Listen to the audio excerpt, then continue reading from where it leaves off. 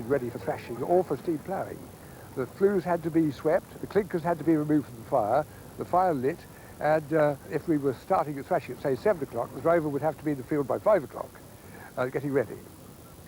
The engines used to travel from farm to farm on the road. We used to say that slow speed was 1 mile an hour, fast speed 2 miles an hour. We had to pick up water about every 7 miles.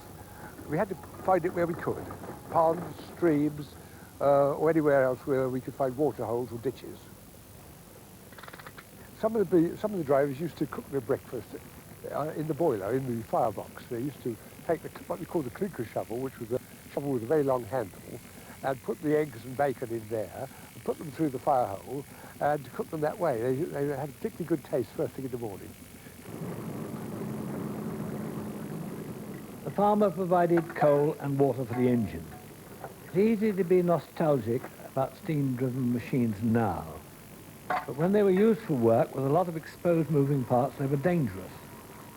Men lost their legs in the drum and their fingers in the belts. Went in and went to thread me needle and the string, pulled it through, you see. You put your hand in like that to pull it through. There was a big needle come over. Of course, as he touched the machine, he shut it in gear. So that come through, so he just went straight through my finger. So it all hung in pieces in my hand, you see.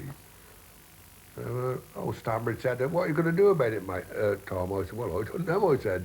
Well, we take it off and chop it off, and what are we going to do? So he took me there in the hospital, and as I say, he waited there, and he said, you'll have a straight finger. I said, no bloody fear I ain't, mate. I'm not having one cock and eight. I said, and all others bent. I said, chop it off. So of course, I pulled this skin back, and you got a pair of shears. Off come your finger. Sewed it up. He said, would you like a drink? Well, I said, I should, love a drink. I don't feel too good. He brings a bloody glass of milk out. Phew. Jesus, man, I said I couldn't drink that if I felt well. He said, what? I said, no fear. So he went in and Mrs. Stambridge come out. So she said, well, the poor man wants a drink. So she brought me a drop of whiskey, see? I said, that's better music.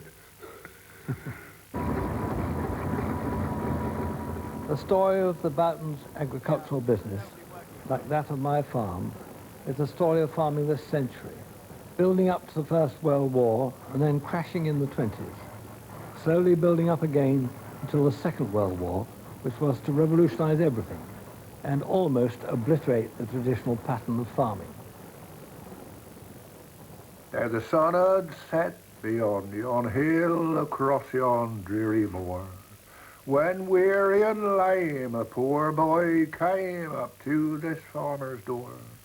He said, could you tell me where'er there be that I can seek employ for to plough and to sow and reap and mow and be a farmer's boy and to be a farmer's boy?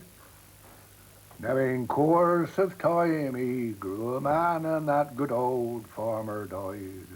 He left him the farm and all he had and his daughter for his bride. And he blessed that happy day when he came that way to fonder for employee and to be a farmer's boy. To be a farmer's boy and to be a farmer's boy. If you'd like